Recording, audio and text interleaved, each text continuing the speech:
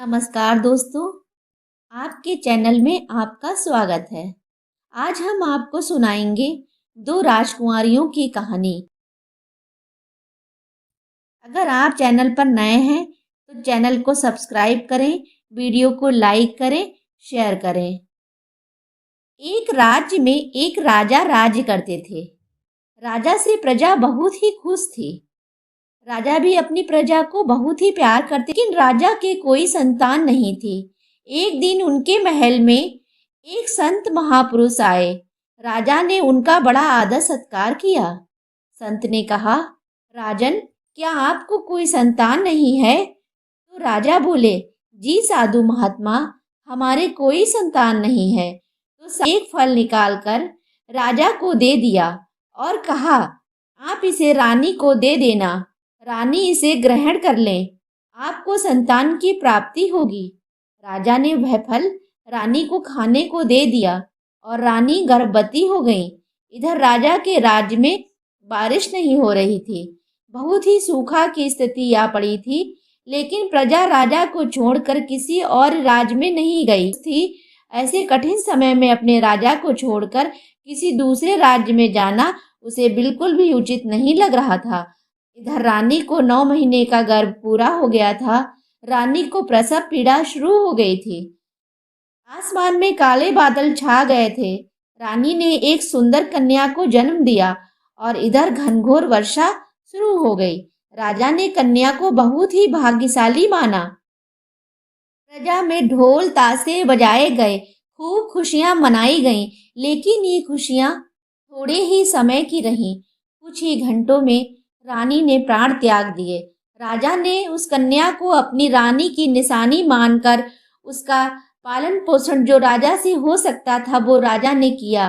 राजा उसे बहुत प्यार करते थे, लेकिन राजा को तो राजपाट भी देखना था। इसलिए राजा ने अपनी कन्या की देखभाल अपनी एक वफादार दासी को सौंप दी। दासी ने भी एक माँ की तरह उस बच्ची की सेवा की। उस राजकुमारी को दासी ने भी बहुत प्यार दिया। राजा ने उस कन्या का नाम गंगा रखा। गंगा दासी को ही अपनी माँ मानती थी और उसके साथ बहुत अच्छे से रहती थी। मंत्रियों के समझाने पर राजा ने दूसरा विवाह कर लिया था। रानी गंगा को बिल्कुल भी पसंद नहीं करती थी और ना ही राजा को गंगा से प्यार करते हुए देखना चाहती थी। उसे बिल्कुल भी पसंद नहीं था कि राजा गंगा से बोले या प्यार से बात करें।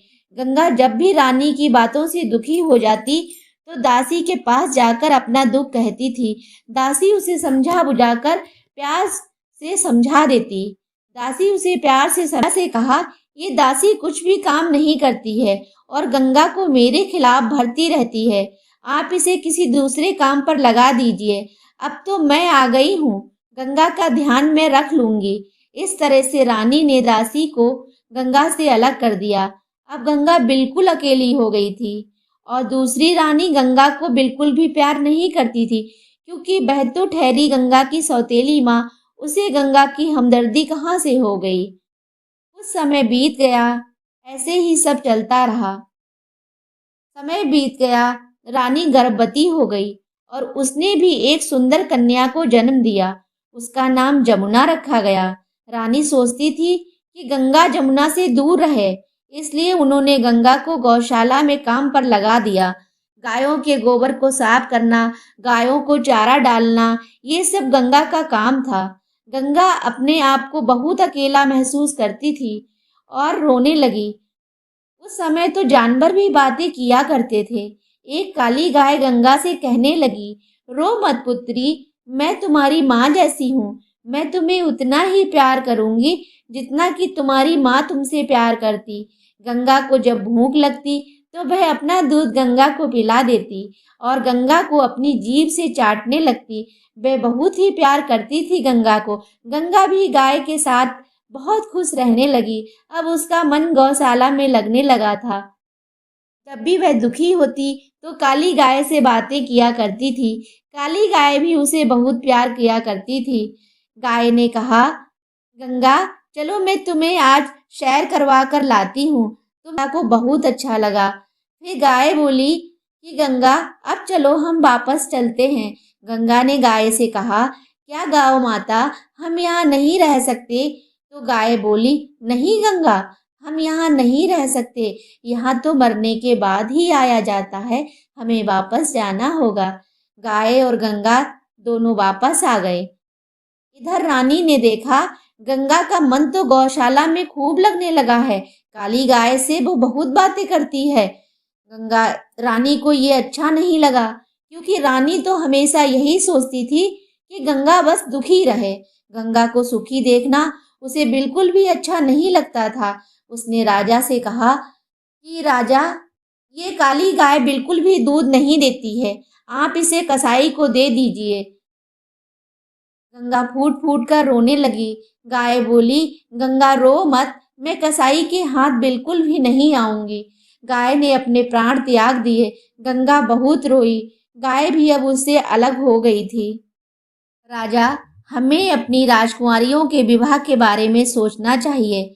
राजा ने मंत्री से कहा कि राजा अपनी राजकुमारियों के लिए वर का चुनाव करने को आपको कहें, आप वैसे ही वर का उनके लिए चुनाव करें, वैसा ही वर उनके लिए ढूंढें। मंत्री ने रानी से पूछा कि महाराज ने मुझे आपके पास भेजा है, हमें कैसे वर का चुनाव अपनी राजकुमारियों के लिए करना है, रानी आप मुझे बताएं। रानी ने कहा, हमें जमुना के लिए बहुत ही वैभवशाली शौर्यवान राजकुमार का चुनाव करना है। इसके साथ ही रानी ने मंत्री को ये भी आदेश दिया कि कोई लंगड़ा, लूला, कोढ़ी, अपाहिज इस तरह का राजकुमार मिले तो आप गंगा के लिए पसंद कर लें। मंत्री को रानी की ये बात बिल्कुल भी अच्छी नहीं लगी, लेकिन मंत्री क्या करता? मंत्री की भी मजबूरी थी, उसे रानी के आदेश का पालन करना था। जैसा रानी ने कहा वैसा ही उन्होंने किया। उन्होंने जमुना के लिए वर का चुनाव कर लिया था। जैसा रानी ने बताया था वैसा ही वर उन्होंने जमुना के लिए ढूंढ लिया था। और फिर जंगल में एक पेड़ के नीचे उन्होंने एक राजकुमार को बैठे देखा। उन्होंने, हमारी राजकुमारी से विवाह करना चाहेंगे? राजकुमार ने कहा, आपकी राजकुमारी मुझ जैसे लंगड़े, लूले, कोढ़ी के साथ विवाह क्यों करने लगी? मंत्री ने कहा, हमें अपनी राजकुमारी के लिए आप जैसे ही वर की तलाश है। राजकुमार ने कहा, अगर आपकी राजकुमारी हमसे विवाह करना चाहती हैं तो हम अवश्य ही उनसे विवाह करेंगे। मंत्री ने गंगा की सुंदरता और गंगा के स्वभाव के बारे में राजकुमार को बता दिया। राजसात करेंगे। राजकुमार विवाह के लिए तैयार हो गया। मंत्री ने दोनों जगह रिश्ता पक्का कर लिया। रानी ने जब दोनों रिश्तों के बारे में सुना तो वे बहुत खुश हुई। रानी ने कहा, बारात दोनों की एक साथ आएगी। रानी ने मंत्री को ये भी आदेश दिया कि मेरी बेटी जमुना के विवाह में बहुत सारे बाराती आने चाहिए और गंगा की बारात में 5 बारातियों से ज्यादा नहीं आने चाहिए। गंगा शंकर जी की अनन्य भक्त थी। उधर राजकुमार भी शंकर जी का अनन्य भक्त था। शंकर जी ने कहा, हे पार्वती, देखो इस राजकुमार का विवाह तय हो गया है और इधर मेरी भक्त, ये राजकुमार भी मेरा भक्त है और गंगा भी मेरी भक्त है। हम इसके वेश बदल कर जाएंगे। शंकर जी, ब्रह्मा जी, विष्णु जी, नारद जी वेश बदल कर राजकुमार के पास आए और बोले, राजकुमार, हम आपकी बारात में आपके साथ चलेंगे। राजकुमार को मिलाकर 5 लोग बाराती हो गए थे। दोनों राजकुमारियों का विवाह संपन्न हुआ। दोनों की विदाई हुई। दोनों बहनें विदा होकर महल से चली गईं और जिस पेड़ के नीचे राजकुमार बैठा था वहीं पर डोली को रुकवा दिया गया। राजकुमार ने गंगा से कहा, अब आपको इसी पेड़ के नीचे मेरे साथ रहना होगा। मैं आपके मंत्री ने मेरा चुनाव किया था। आपकी माँ के कहने पर आपको इसी के नीचे रहना होगा। गंगा ने कहा, मेरा स्वर्ग तो मेरे स्वामी के चरणों में ही है। अगर मेरे स्वामी पेड़ के नीचे रहेंगे तो मैं भी पेड़ के नीचे रहूंगी और खुश रहूंगी। यहीं आपके चरणों की दासी बनकर रहूंगी। राजकुमार गंगा के स्वभाव से बहुत खुश हुआ। राजकुमार और गंगा पेड़ के नीचे उतर गए। कुछ देर बाद सैनिक मंत्री राजकुमार के घोड़े को लेकर आ गए और राजकुमार घोड़े पर सवार हो गया और उसने गंगा को भी बैठा लिया। गंगा ने देखा इसके हाथ पैर तो बिल्कुल सही हैं और ना तो ये कोढ़ी है। राजकुमार ने कहा, मैं ना तो लंगड़ा हूँ, ना लूला हूँ, ना कोढ़ी हूँ। मैं तो एक रूप बदलकर गुप्तचर बनकर बैठता था ताकि अपने दुश्मनों का पता लगा सकूं और आने वाली समस्या से अपनी प्रजा को बचा सकूं। राजकुमार गंगा को लेकर अपने महल पहुंचा। उसके माता पिता अपनी बहू को देखकर बहुत खुश हुए। गंगा बहुत ही सुंदर थी। सास ससुर गंगा से बहुत खुश रहने लगे। गंगा अपनी ससुराल में बहुत खुश थी। सावन आया और तीज का त्योहार आया। रानी ने राजा से कहा, आप जमुना को लिवा लाओ, सावन शुरू हो गया है। तो राजा ने कहा, गंगा को भी मैं लिवा लाऊंगा। तो रानी बोली, गंगा को ला। राजा बोले, मायका तो उसका भी है, उसके लिए भी सावन आ गया है, उसे भी तीज का त्योहार अपने घर मनाना है, उसे भी मैं लेकर आऊंगा। राजा ने रानी की इस बात में कोई बात नहीं सुनी और राजा गंगा को लेने चले गए। उधर गंगा ने जैसे ही राजा को देखा और वह राजा के गले लग गई। दौड़कर गंगा आई और राजा के गले लग गई। अपने पिता से गले मिलकर गंगा बहुत खुश हुई। पिता ने भी गंगा को जब इस तरह से खुश देखा तो उसके मन में भी बहुत खुशी हुई। जो उसके मन में एक दर्द गंगा के प्रति था वह दूर हो चुका था। उसने जैसा राजकुमार को देखा था, राजकुमार तो उससे बिल्कुल विपरीत था। ना तो वो कोढ़ी था, ना लंगड़ा था, ना लूला था। गंगा ने सारी बातें अपने पिता को बता दी। पिता बहुत खुश हुए। राजकुमार भी राजा से मिलकर बहुत खुश हुआ। इधर राजा जब जमुना को लेने गए तो जमुना जब अपने पिता के गले मिली तो उसके चेहरे पर उदासी थी। राजा को जमुना दुखी लगी। उधर गंगा तो पहले ही महल पहुंच गई थी। जमुना भी महल पहुंच गई तो गंगा ने देखा जमुना बहुत उदास रहती थी। एक दिन गंगा ने पूछा, जमुना बहन, तुम इतनी उदास क्यों रहती हो? तो जमुना ने अपनी बातें गंगा को बताई।